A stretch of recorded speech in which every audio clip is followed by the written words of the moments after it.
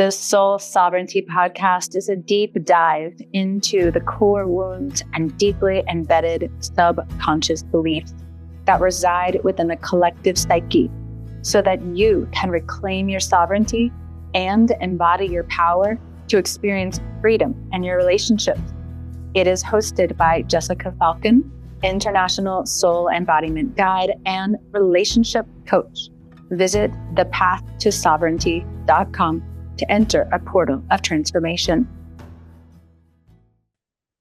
Sexual sovereignty is today's topic on the Soul Sovereignty podcast with myself, Jessica Falcon. And it's part of a 7-part series on soul sovereignty. If you haven't already, you might want to tune into the episodes on body sovereignty and energetic sovereignty after listening to this episode on sexual sovereignty, because they're all very interlinked. Part of reclaiming your sexual sovereignty is reclaiming ownership over your own body and mastering your ownership of your energy field, your energetic space. And sexual energy is energy, meaning the more we master our own energy, it's very intimately linked with that mastering of sexuality.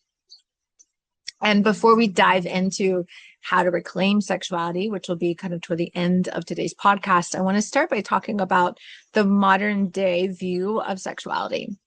Because the modern day understanding of sexuality is often, I hear people say that they see sex as an act, as something they do, get, have, obtain, conquer, when.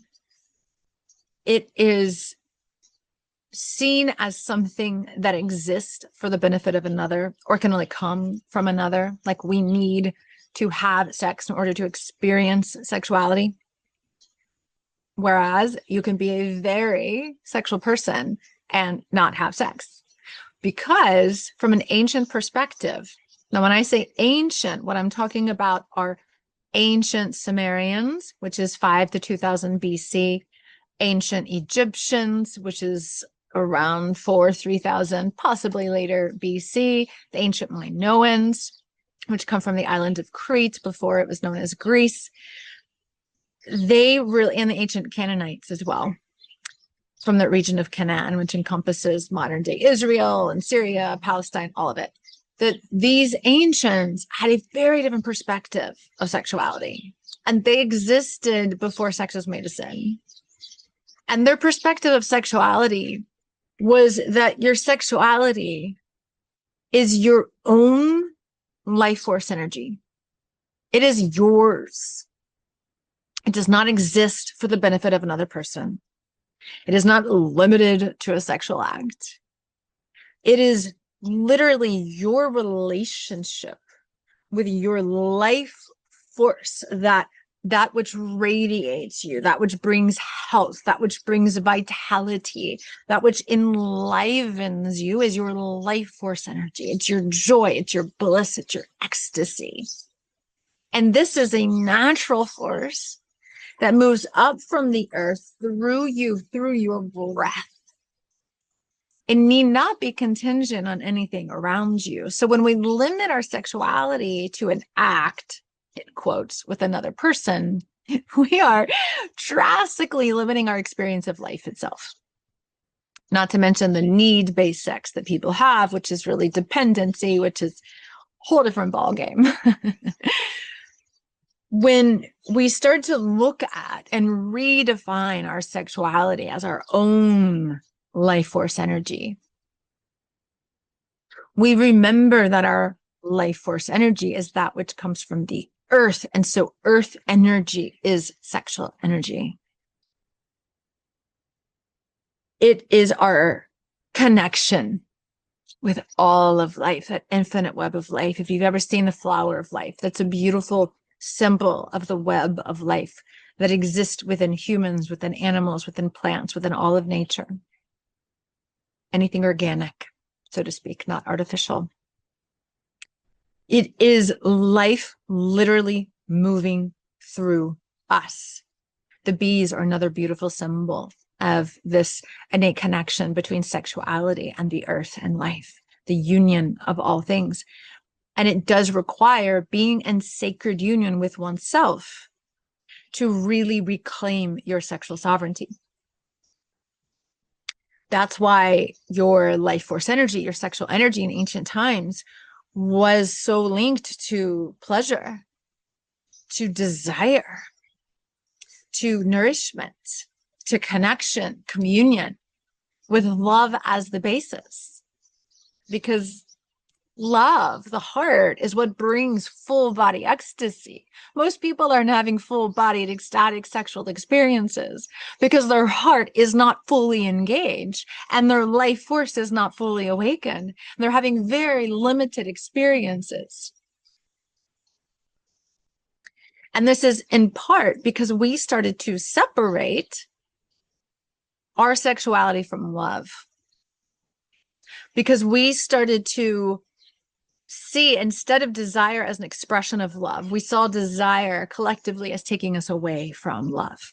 We started to condemn the earth and dominate the earth. We started to condemn the body, dominate the body. We started to condemn and dominate women. This all happened at the same time from a historical perspective.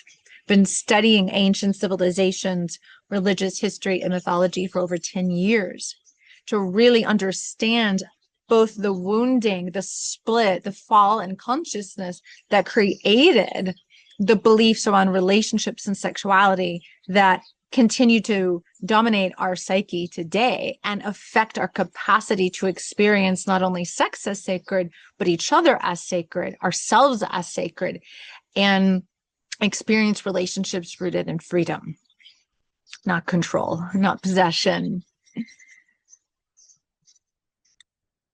So when the feminine, which I see, again, from an ancient historical perspective, the feminine as the earth, as life, as the body, as the energy of the divine here now, the soul.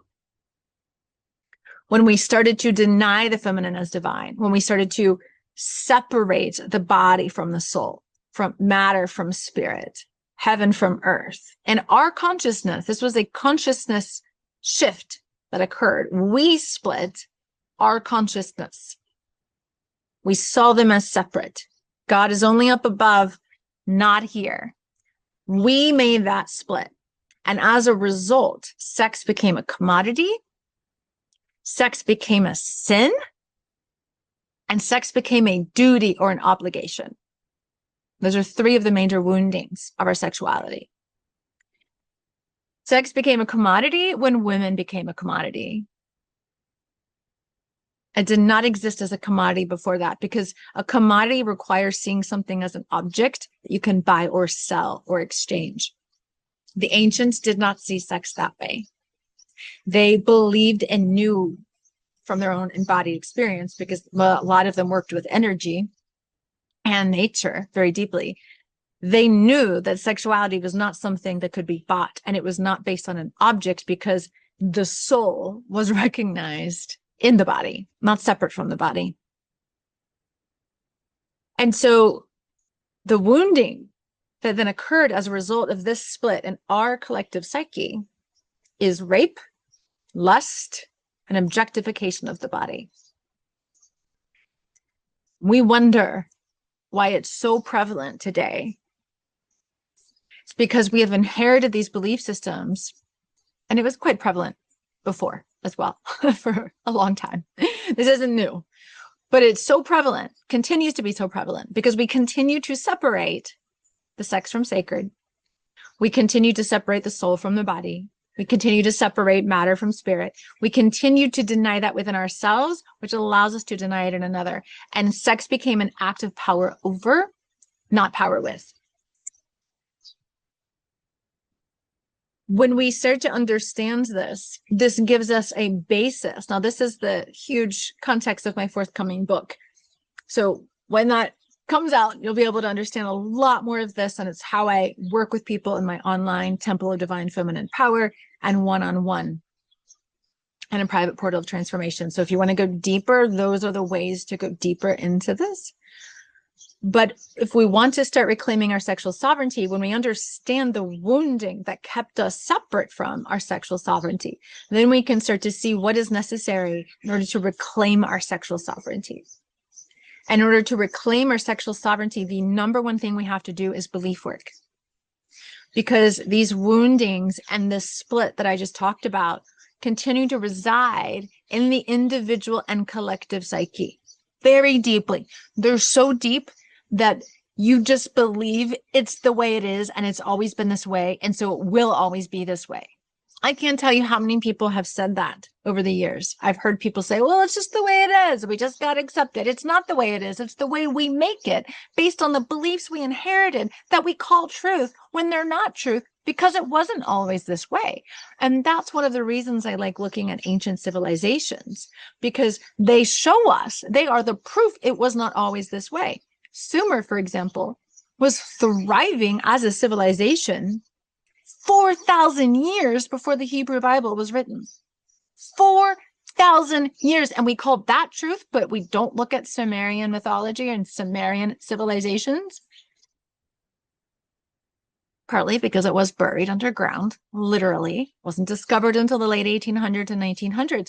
But the beautiful thing is there have been archaeological discoveries from the 1800s to the 1900s that are drastically changing our perspective of history and drastically requiring us to question our belief systems that are so deeply ingrained in our legal systems and our justice systems and our political systems and our medical systems, our educational systems, that we don't even see how much they are ruling us. And these beliefs are embedded in power over, power under, not power with. These belief systems are embedded in the denial of our own divinity. And so a massive way to begin to reclaim your sexual sovereignty is to look at these beliefs, to question them, to get to the root of them. Is this what I choose to believe? Do I want to believe this? Is this belief in alignment with divine love? Is this belief in alignment with my soul truth? Now, of course, in order to do this, you have to start to connect with your own soul. In order to connect with your own soul, you have to start to connect with your body as energy. And that's why I call myself a soul embodiment guide, because I help you embody your soul's truth so that you reclaim your divine power and your sovereignty. It's the only way. It's through self-knowledge, and it's through doing this belief work consciously and unconsciously.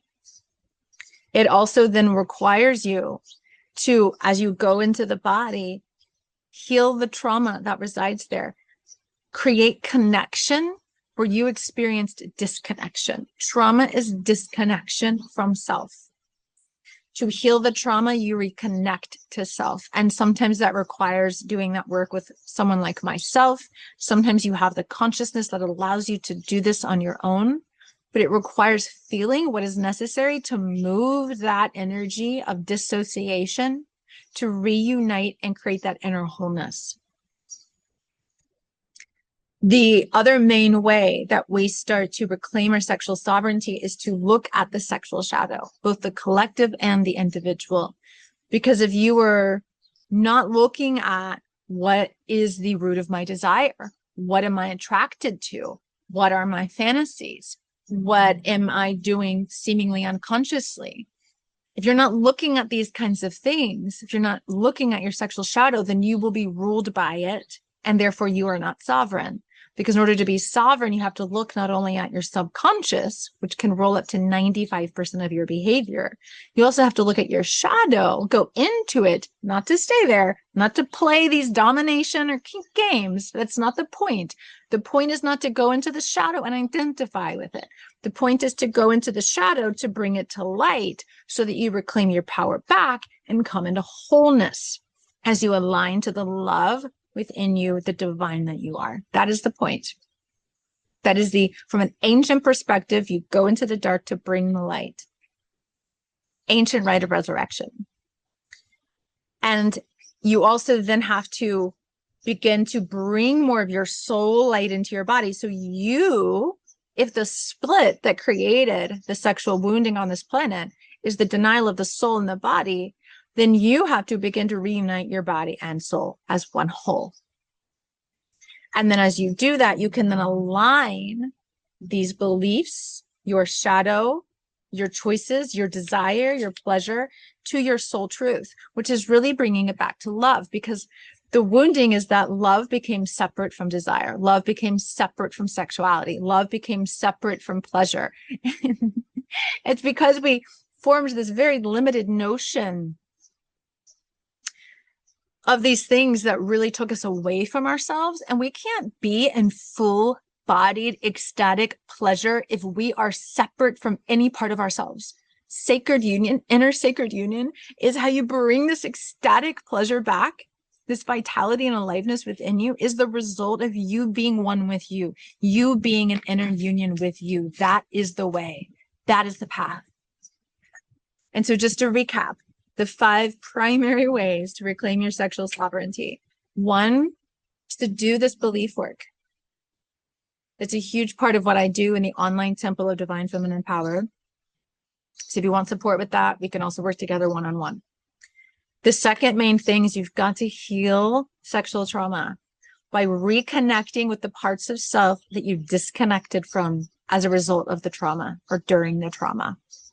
And that is bringing that love back, coming into wholeness.